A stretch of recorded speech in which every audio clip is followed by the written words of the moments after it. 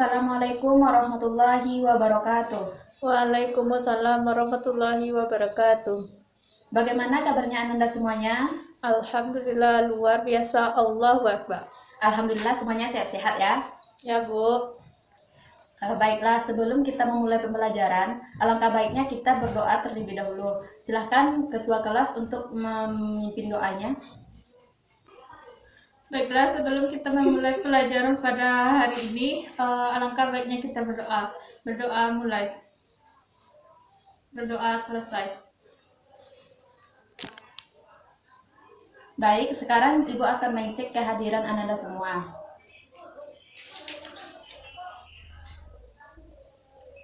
Afrita Wahyuni, Hadir Bu. Cynthia Harsi, Hadir Bu. Dwi Medika Putri, Hadir Bu. Milda Reza, Milda Reza izin Bu, suratnya udah saya taruh di atas meja, dia sakit Bu. Baik. Oh iya, Milda Reza sakit ya. Semoga saja Milda Reza cepat sembuh dan bisa bergabung belajar dengan kita nantinya. Untuk Ananda semuanya, tetap jaga kesehatan, tetap pakai masker, kemudian rajin cuci tangan supaya kita tetap sehat ya. Baik Bu. Ya, kita lanjutkan. Siapa lagi? Putri Ramadhani, Hadir Bu. Sarifa Aini, Hadir Bu. Ferry Octavia. Hadir Bu. Nah, baiklah, berarti satu orang yang tidak hadir ya. Baiklah, pada hari ini kita masuk ke materi suhu dan kalor. Dalam materi ini ada beberapa tujuan pembelajaran yang harus kita capai. Yang pertama itu mampu mendeskripsikan pengertian dari suhu tersebut. Yang kedua itu menjelaskan alasan mengapa saat kita duduk di dekat tungku yang berapi, pada saat itu tubuh kita terasa hangat. Yang ketiga, membandingkan skala termometer Celcius dengan skala pengukuran termometer lainnya. Yang keempat, menganalisis pengertian kalor dan pengaruh kalor terhadap perubahan wujud zat. Yang kelima yaitu menganalisis perpindahan kalor secara konduksi, konveksi, dan radiasi. Yang keenam yaitu menerapkan aplikasi perpindahan kalor dalam kehidupan sehari-hari. Baiklah, sekarang kita masuk ke pembahasan yang pertama yaitu tentang suhu. Baiklah, sekarang kita masuk yang pertama yaitu mampu mendeskripsikan pengertian dari suhu. Nah, kita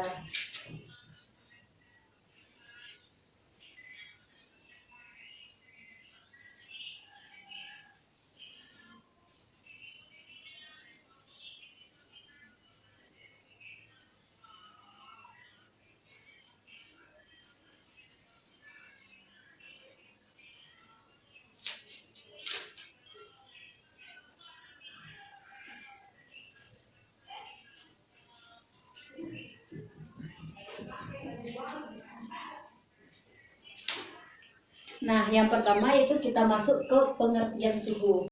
Sebelum kita mengetahui apa sih yang dimaksud dengan suhu, selain kata suhu, kita sering mendengar istilah kata dingin dan panas. Misalnya, udara di siang hari terasa lebih panas dibandingkan udara di malam hari. Kemudian, air yang mendidih kita masukkan ke dalam gelas akan terasa hangat walaupun yang kita pegang cuma gelasnya. Kemudian, contoh lainnya, udara di dataran tinggi lebih terasa dingin dibandingkan dengan udara di dataran rendah. Atau kenapa sih saat kita duduk di dekat tungku yang berapi, pada saat itu badan kita terasa hangat? Nah, itu karena adanya perpindahan energi dari dua benda yang berbeda. Dari yang Ibu paparkan tadi, dari gambaran yang Ibu jelaskan, siapa yang dapat menyimpulkan apa sih itu yang dimaksud dengan suhu? Saya Bu. Ya, silakan Suci. Suhu adalah tingkat panas atau dinginnya suatu benda. Ya, bagus sekali. Jadi, seperti yang telah disampaikan oleh teman Ananda tadi, bahwa suhu adalah tingkat atau derajat panas dan dinginnya suatu benda atau zat. Misalkan, di rumah Ananda ada adik atau ada seorang anak yang lagi demam, maka pada saat itu tubuh anak tersebut akan terasa panas. Kenapa terjadi demikian? Karena pada tubuh si anak itu terjadi peningkatan suhu. Nah, itu tidak bisa kita perkirakan dengan begitu saja. Harus menggunakan alat pengukur suhu. Siapa yang tahu apa nama alat pengukur suhu? Saya, Bu. Baik, silakan Milda. Termometer, Bu. Ya, bagus. Jadi alat pengukur suhu itu adalah Meter. Jadi pengertian suhu tadi adalah tingkat atau derajat panas dan dinginnya suatu zat.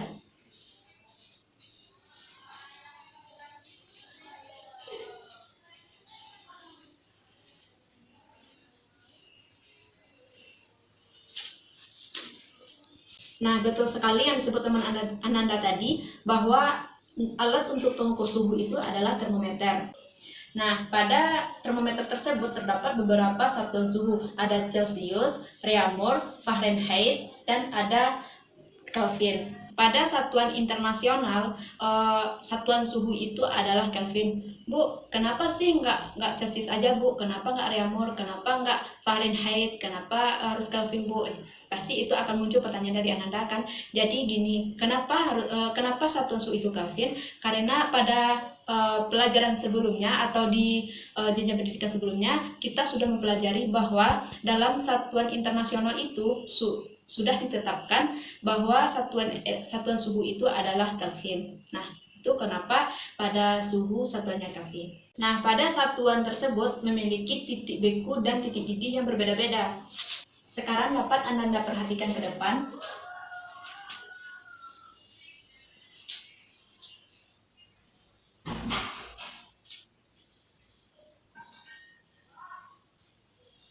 Nah, ini adalah satuan Celcius, Reaumur, Fahrenheit. Ini Kelvin. Nah, di sini adalah titik didih dari satuan suhu tersebut.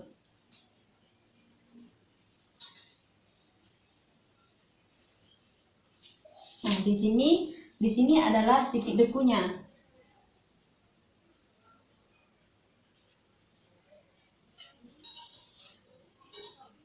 Nah, pada satuan Celcius itu titik didihnya 100 derajat, pada Reaumur 80 derajat, pada Fahrenheit itu 212,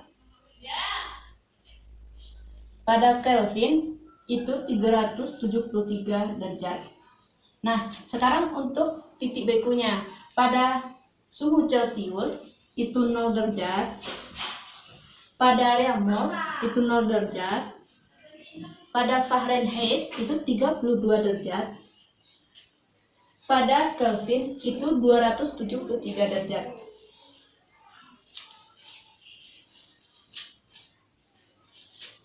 Nah, setelah kita mengetahui titik didih dan titik bekunya, maka kita akan menentukan lagi bagaimana skala perbandingan dari satuan termometer tersebut. Yaitu untuk menentukan perbandingan skalanya, yaitu titik didih kita kurangkan dengan titik bekunya. Yaitu 100 dikurang 0, 100. 100 skala. Kemudian 80 dikurang 0, 80. 80. 212 dikurang 32, 180.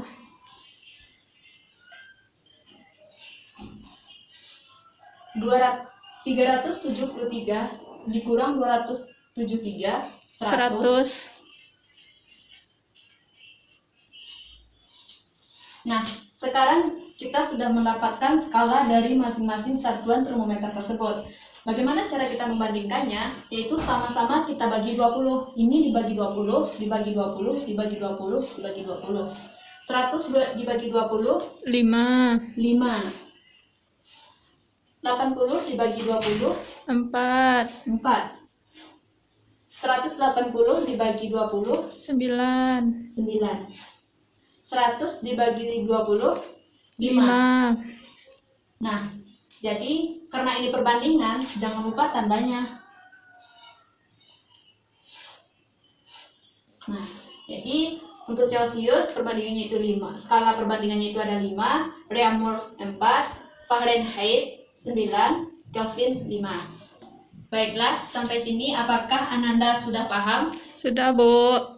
Nah, kalau sudah, kita lanjutkan. Setelah kita mengetahui titik didih, titik beku, dan skala perbandingannya, maka dapat kita ubah satuan dari suhu tersebut. Misalnya, suhu Celcius kita ubah ke Reaumur, Celcius ke Fahrenheit, Celcius ke Kelvin. Itu bisa, begitupun sebaliknya. Gimana caranya? Seperti pada rumus yang telah dibuatkan ini, misalkan diketahui suhu Reaumur, nanti kita mengubahnya menjadi Celcius. Nah, kita ketahui dulu, misalkan suhu Reaumur itu ada 40. Nah, kita masukkan 5, ini kita lihat dari skala perbandingan Celcius. Nah, untuk yang ditanya itu kita taruh sebagai pembilang. Nah, dan untuk yang kita ketahui itu kita taruh sebagai penyebut. Kemudian 5/4 kita kali suhu Reaumur yang kita ketahui. Tinggal kita memasukkan angka saja. Kemudian 5/4 dikali 40, kita coret-coret, dapat hasilnya 50 derajat Celcius.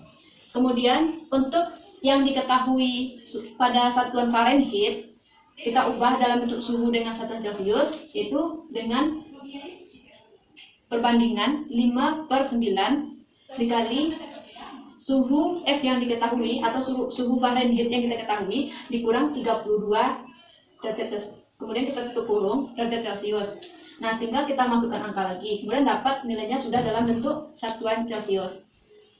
Ada suhu yang satuannya Celcius yang kemudian kita ubah dalam bentuk Fahrenheit, yaitu dengan menulis 9/5 dikali nilai suhu Celcius yang kita ketahui ditambah 32. Nah, nanti dapat nilainya dalam bentuk Fahrenheit. Selanjutnya, suhu dalam bentuk Celcius kita ketahui, kita ubah dalam bentuk Kelvin, yaitu dengan cara kita masukkan nilai suhu dalam bentuk satuan Celcius ini ke dalam rumus ini, kemudian ditambah 273. Kemudian yang terakhir yaitu suhu yang jika nilai suhu yang satuannya Kelvin diketahui diubah dalam bentuk Celcius, maka caranya kita masukkan nilai suhu dalam satuan Kelvin ini ke dalam rumus dikurang 273. Nah, di sini kan terdapat, kenapa Bu? Di sini ada perbandingannya kayak 5/4, 5/4, 5/9, 5/4 misalnya kan. Kenapa di sini nggak ada kurang, nggak ada tambah Bu kayak yang di bawah? Karena kita lihat lagi ke sini. Di sini pada suhu dengan satuan Reaumur kita ubah ke dalam bentuk Celcius, itu titik bekunya 0. Begitupun dengan Reaumur 0. Makanya langsung saja kita masukkan ke rumus. Nah, ini kenapa 32? Karena kita lihat ke sini lagi. Pada satuan Fahrenheit itu memiliki titik beku 32, makanya ditambah 32. Nah, begitupun untuk suhu Kelvin yang memiliki satuan Kelvin itu memiliki titik beku 273, makanya di sini ditambah 273. Seperti itu. Nah, sekarang Ibu akan mencontohkan satu buah soal, yaitu suhu suatu cairan diukur dengan menggunakan termometer, menunjukkan suhu 23 derajat Celcius. Nyatakan cairan tersebut dalam skala Fahrenheit. Nah, sekarang kita buat. Tadi katanya diketahui suhu suatu cairan itu 23 derajat Celcius. Berarti kita bikin diketahui ini 23 derajat Celcius. Kita ubah, katanya tadi ubah satuan tersebut dalam bentuk skala Fahrenheit. Nah, kita ubah dalam bentuk skala Fahrenheit. Nah, sekarang kita berpatokan ke rumus di atas. Kita tinggal memasukkan rumusnya, yaitu 9/5.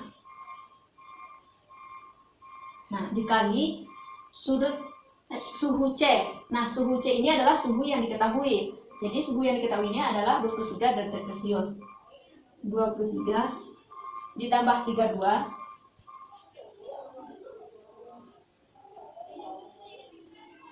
maka hasilnya 9/5. Nah, ini bisa kita coret. Jadi tadinya dalam bentuk satuan Celcius, setelah kita ubah dalam bentuk satuan Fahrenheit, itu menghasilkan nilai 99 derajat Fahrenheit. Apakah paham semuanya? Paham, Bu.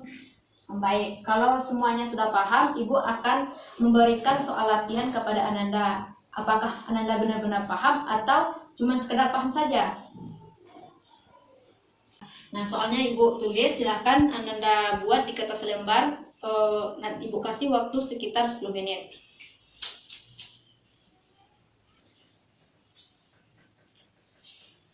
Sudah, silahkan Ananda kerjakan dalam waktu 10 menit. Baiklah, waktunya sudah habis. Apakah Ananda sudah siap mengerjakannya? Sudah, Bu. Ya, Ibu cek ya. Berarti diketahui derajat Fahrenheit. Sudah. Kemudian nilainya yang diubah dalam bentuk Celcius. Itu dimasukkan rumus. Dimasukkan nilainya. Ya, betul. Yang B-nya. Nah, berarti udah paham ya? Sudah, Bu. Baiklah, dari latihan yang Ibu berikan, sepertinya Ananda sudah paham. Baiklah, karena waktu pelajaran kita udah habis, Ibu beri tugas untuk di rumah, yaitu kerjakan pada halaman 32 di LKS ini. Bisa Ananda kerjakan di sini langsung atau dibikin di buku latihannya. Untuk kedepannya kita melanjutkan materi selanjutnya tentang kalor. Silahkan pelajari di rumah. Baiklah, Ibu akhiri. Assalamualaikum warahmatullahi wabarakatuh. Waalaikumsalam warahmatullahi wabarakatuh.